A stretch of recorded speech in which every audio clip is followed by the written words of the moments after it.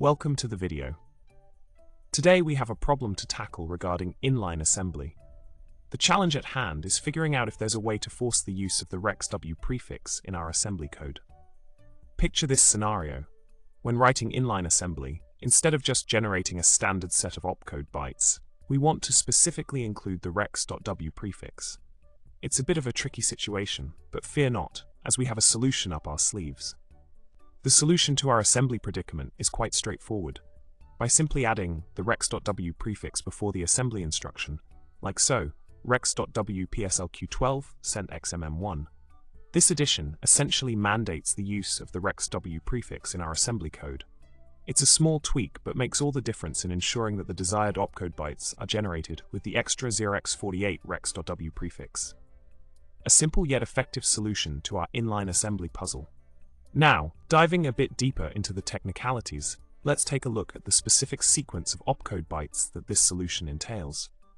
By encoding the instruction as a sequence of bytes, we arrive at the following: byte 0x66, 0x48, 0f, 0x73, 0xf1, x 0xc.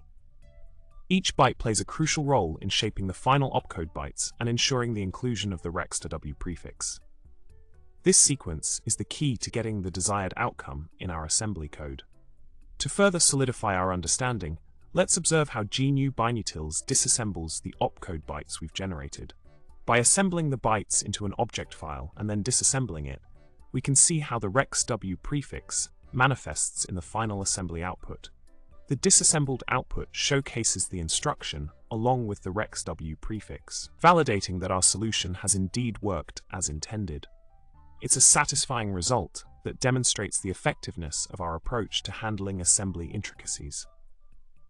In conclusion, we've successfully navigated through the realm of inline assembly and tackled the challenge of enforcing the rex.W prefix in our code. By strategically adding the rex.W prefix and understanding the corresponding opcode bytes, we've achieved our desired outcome. I hope this video has shed light on the intricacies of inline assembly and how small adjustments can yield significant results. Thank you for watching, and remember to subscribe, like, and comment with your thoughts. Until next time, happy coding.